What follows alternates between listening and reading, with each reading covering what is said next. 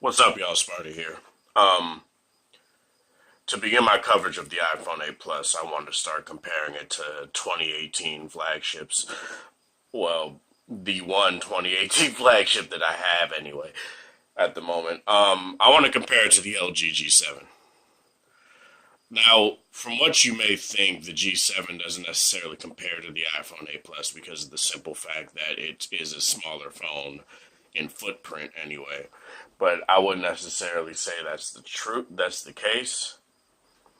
While the iPhone decides, oh, I'm gonna switch orientations,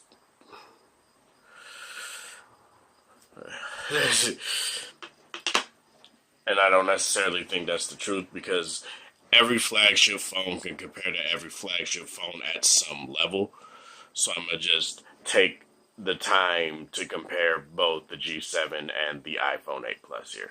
So both have 64 gigabytes of storage. Both have LCD panels. This has a 2960 by 1440 6.1 inch panel. This has a 1080p 5.7 inch panel. Both have 8 megapixel cameras at the front. The iPhone has stereo speakers, one being in the top speaker grill, one being at the bottom. The G7 doesn't have stereo speakers, but it has the very loud speaker with the resonant chamber, which is the boombox speaker, which I've detailed plenty of times. It's basically the frame acts as a resonant chamber. Whenever you put it on a flat surface, it benefits more if you use a hollow surface or whatever. It amplifies the sound quite a bit, and I will detail that in this review here and stuff like that pretty soon, but I just want to talk about the overall phones. This has always on display. iOS doesn't have that, but it does have raise to wake, and that works pretty well. It's a bit too sensitive for my liking, but it's whatever. The G7 has USB Type C, obviously the speaker grill, and a 3.5 millimeter headphone jack with the hi-fi quad DAC equipped. Something that the V20 and V30 have had. And this is pretty much the best phone on the market until the V40 comes out that has a headphone jack, period. If you want to use corded audio, no matter if you use a phone with lightning or whatever. And obviously, the iPhone has no headphone jack whatsoever on the tops, or oddly, if they were to ever do that, the sides. There's nothing, and that's always sparked some controversy, and I'm not necessarily a fan of it, mainly because they bundle less than stellar earbuds in the box, and that's just something I don't like. I don't like earpods at all.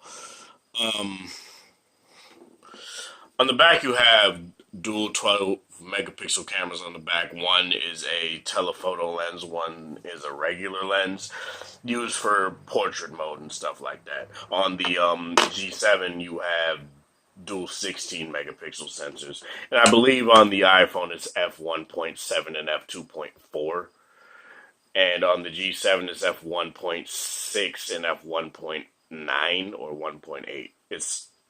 It every publication changes it every single time, so it's hard for me to necessarily remember. Um, what else? You have your fingerprint sensor down here on the bottom. This isn't a physical home button, but it acts as one. It uses that haptic engine that's in the iPhone 8 Plus to basically simulate a home button click, and it is very convincing. It actually feels like a button, and that's something that's very cool. Um, the G7 doesn't have any sort of home button. It has software keys, which honestly I do indeed prefer, but it is something that I do indeed want to detail. Um, Looking at the overall footprint of the devices, though, you can see that I have gigantic hands, so no matter what, both phones will look like they could do well with one-handed use for me personally, and that's the case when it's not in the case. like the iPhone 8 Plus is easy for me to use one handed without a case, and the G7 is easy period because it's a smaller phone. This has 16 by 9 aspect ratio. This is 18 or 19 point or 18.9 by 9. I don't remember. It's some weird aspect ratio, so I'm going to just say 18 by 9. Um, so yeah, that's pretty much it. This has a 2900 milliamp hour battery. This has 3000.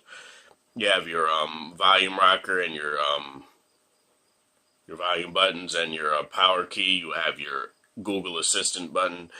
You have your notification, your ringer toggle switch, which works very nice. It's something I do indeed use a lot. You have your volume up and down buttons, and you have your power button. I want to talk about the quality of how these phones feel in the hand. And to be honest, both feel very nice. Not one phone doesn't feel better than the other to hold in the hand outside of a case. Um, the iPhone is indeed heavier, like it has a bit more heft, but that's probably because it uses like obviously the frame is probably thicker due to that iPhone 6s or no iPhone 6 controversy where the bend gate and stuff like that. That's probably why they use a thicker frame. But both phones, it doesn't feel like you could bend both of these phones easily at all. Like rigid, they both feel rigid, they both feel sturdy, and that's something that matters a lot. Color options, you get gray on the you get gray and you get raspberry rose on the G7. And on the iPhone, I believe you get space gray, you get this color, which I think is like rose gold or whatever. And I don't necessarily remember the other colors, but this has the A11 chipset in it, 3 gigabytes of RAM, and I will detail how that's been faring for me in a second. The G7, it has 4 gigabytes of RAM and the Snapdragon 845, running on top of Android 8.0 Oreo. With the latest security patches that's come out recently. Um, yeah, that's pretty much it as far as the specs and all that goes. So let me go into how I feel about these phones overall. I love the G7 a lot.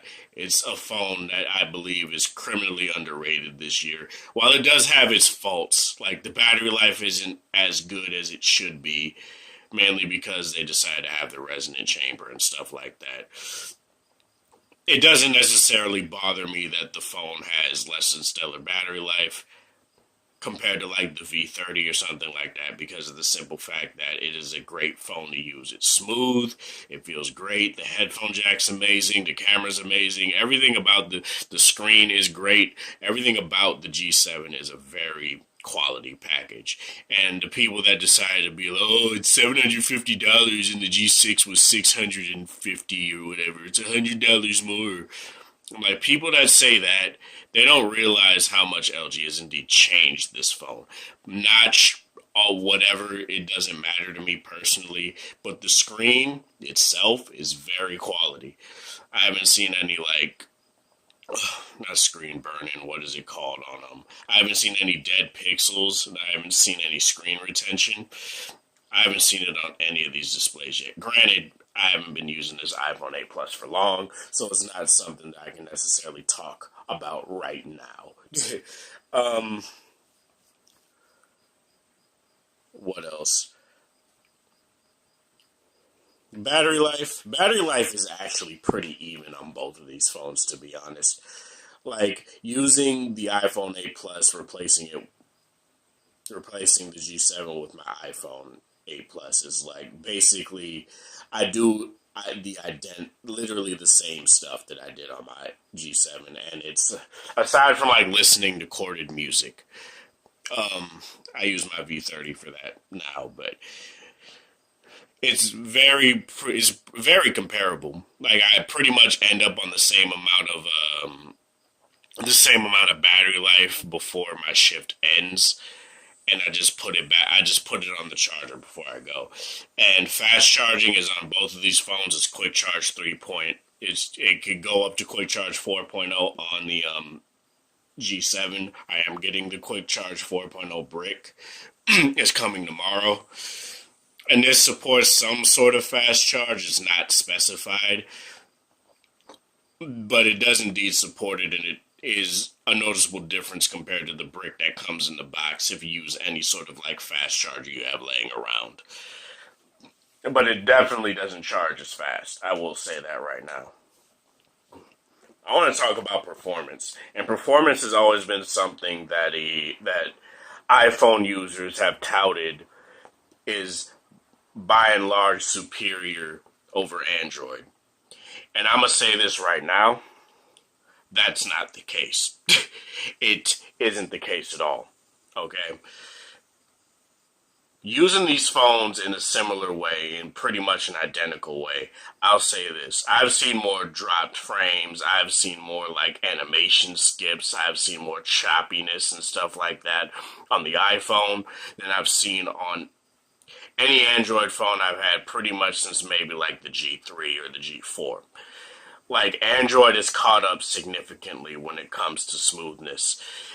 And I'm not trying to say that the G7 is superior. Like, there are kinks. It does stutter a lot. Not a lot. It stutters a bit, but it's not like something that I'd be like, yeah, the G7's trash. And I'm not trying to say the iPhone 8 is trash. I'm just trying to say that it doesn't run at a consistent 60 frames per second, whereas I see that more on the G7, I see it more on the V30, I see it more even on stuff like the V20 and even the Samsung Galaxy Note 8.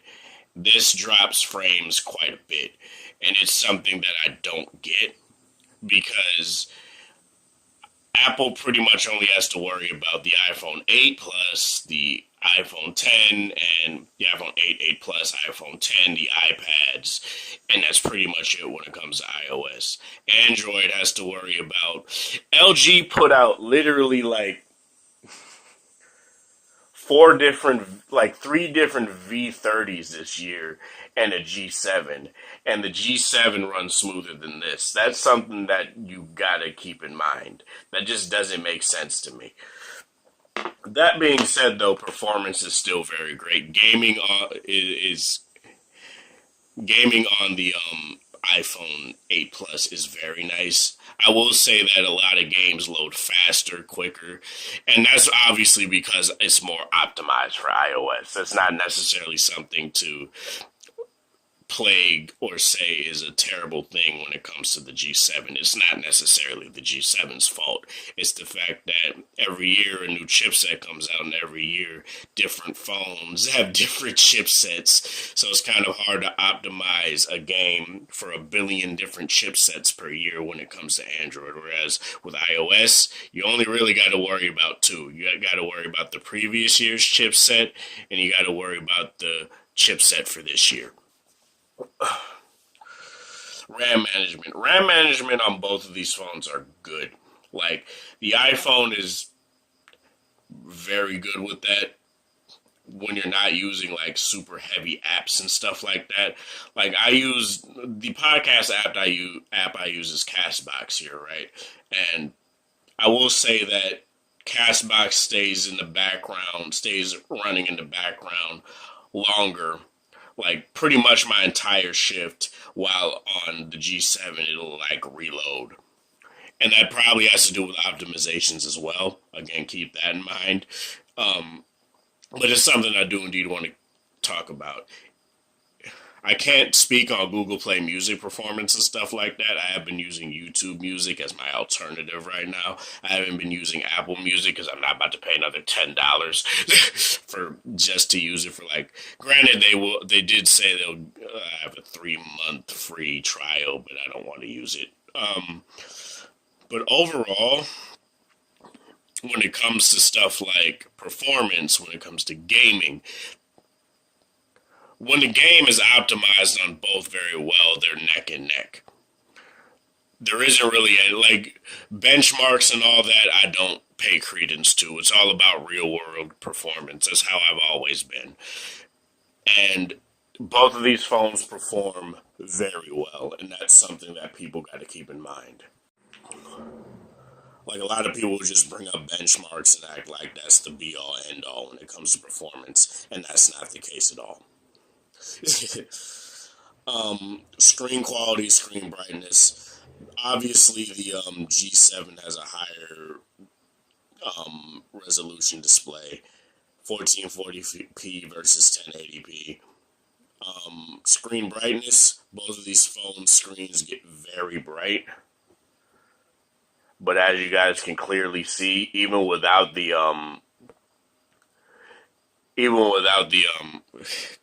boosted brightness on the G7, it still beats out the iPhone's screen brightness. And even when I turn that on, it's even more so. But just for the sake of legibility, I'm gonna turn these down.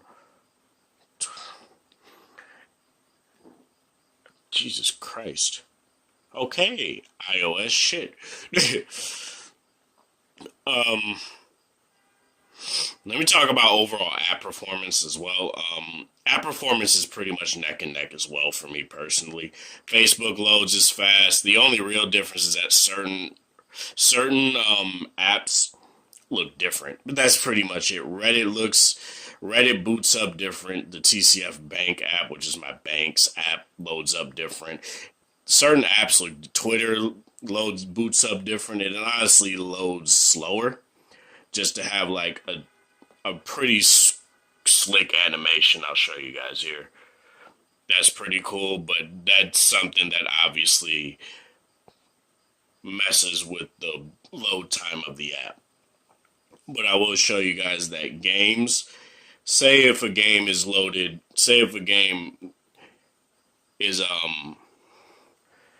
in landscape mode, it automatically just puts the display in landscape mode. Whereas if you choose any sort of like landscape mode game on Android, it'll like, less so on like the G7 for whatever reason, but it'll like have to pause for a minute then switch to landscape. It automatically just goes to landscape on the iPhone, which is a very nice touch. I will say the accelerometer on the iPhone is a bit finicky. Like, I'll go into like a YouTube video here and just show you guys. But let me turn the volume down. Okay, so I have to go in a video on the iPhone's YouTube app and able to even show you guys. So let me do that real quick.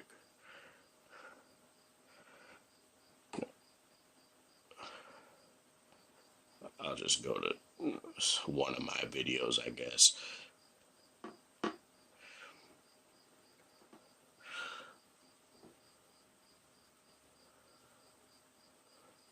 So I'll show you guys here. So the G7, it does have a bit of a delay, but that's only really initially. As you guys can see, it's very quick. The iPhone, as you guys can see, there's a bit of a delay, but it's pretty much the same. Once you actually get it going, it does indeed go faster and it responds better. But what I will say is superior on Android, at least, is the fact that Android has picture-in-picture mode, and you can still use something like it'll still play the audio in the background, obviously, since I have YouTube Premium and stuff like that. But that's just something that I wanted to point out. Camera performance, honestly. Camera performance, a lot of people like the iPhone has one of the best cameras on the market and then say the G7 has an okay camera. I don't see how that's the case. I personally think that the like a lot of things on this device, I think that the camera performance is neck and neck as well.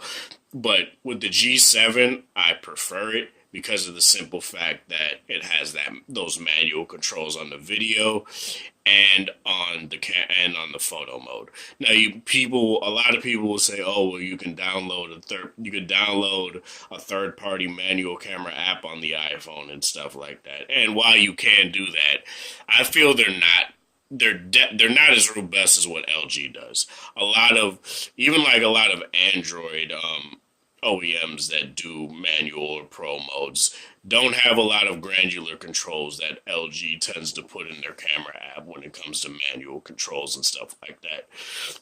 You could say, "Oh, but the iPhone is made for noobs and stuff like that, for ease of use, and people just want a great auto camera." While I do agree with that, LG has pretty much countered that.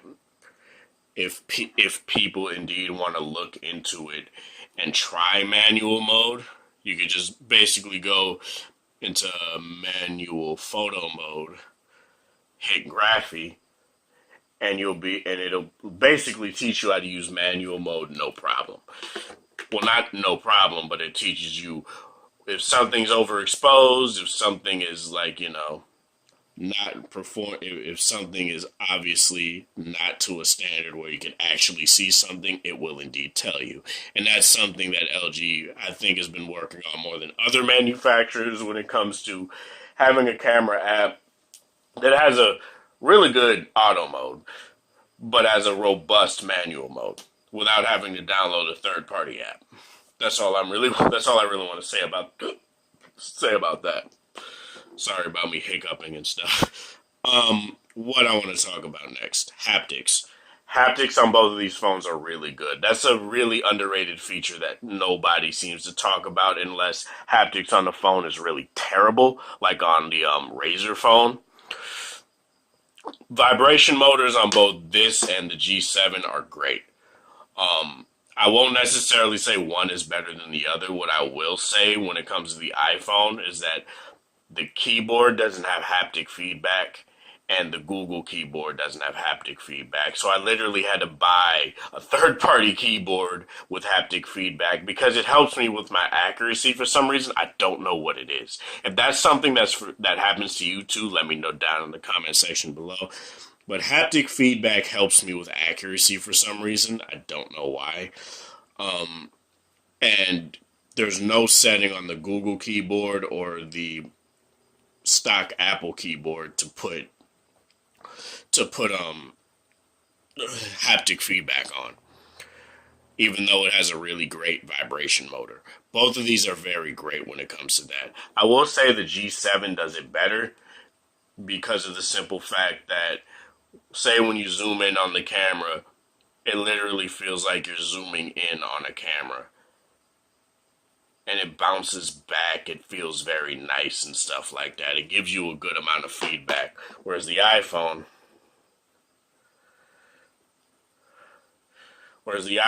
say you go into do this here, it doesn't give you any sort of feedback when it comes to haptics and stuff like that. It feels very smooth and nice, but it doesn't give you that feedback that the G7 gives you when it comes to that. All right. One of the sticking points for me personally when it comes to phones nowadays is audio. And audio is something that I hold very near and dear to my heart these days. Ever since the V10, it's been something that I have become very passionate about. And I want to talk about how both of these phones are in terms of audio. Headphone performance. The G7 by and large stomps it. It really does. One, due to the convenience factor of just having a headphone jack and not needing this thing here, which I have two of because I found one at work or something like that.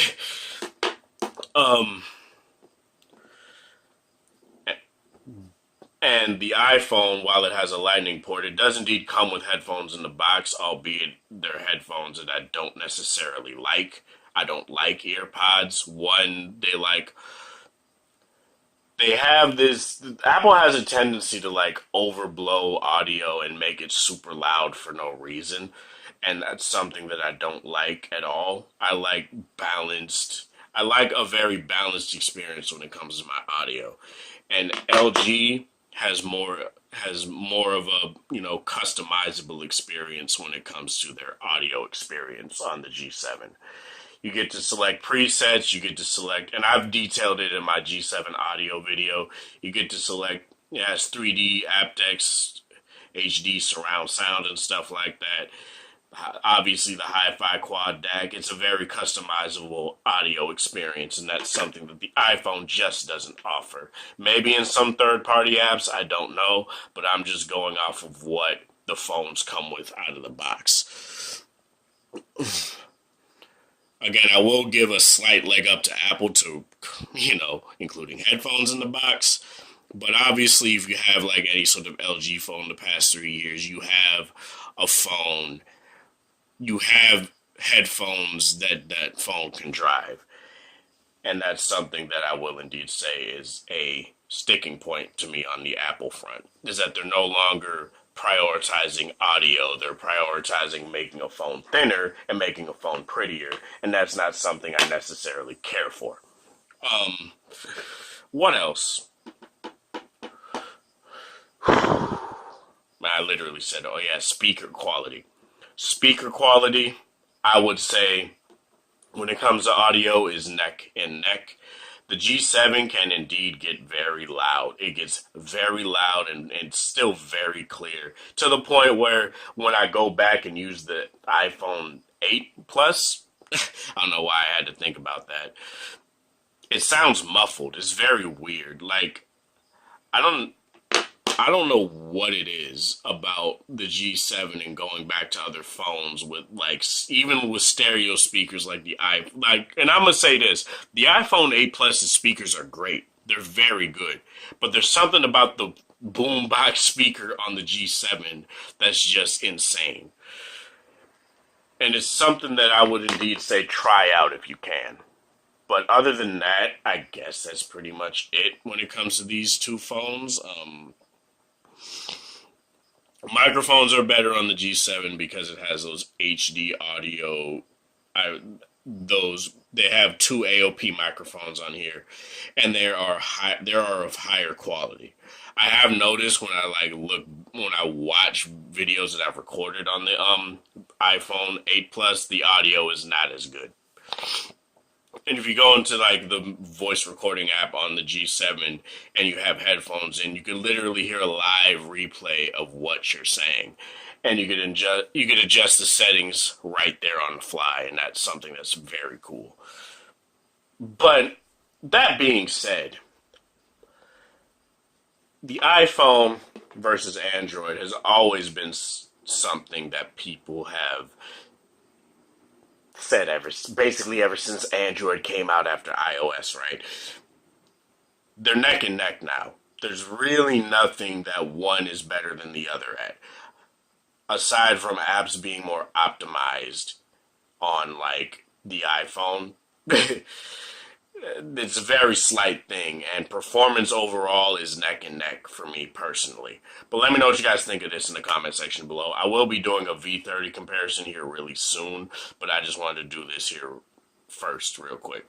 This is Sparta. Thank you guys for watching. Thanks for the support. Hope you guys have a wonderful Saturday, whatever time of day it is in your area. Have a good one. If you like this video, like it. If you dislike it, share with people that are interested in this sort of video. If you're new to the channel, subscribe, hit that notification bell icon to know when I upload my next video. And again, have a good one, you guys. I really appreciate the support. And 518 subscribers. Again, have a good one for the third time in a row.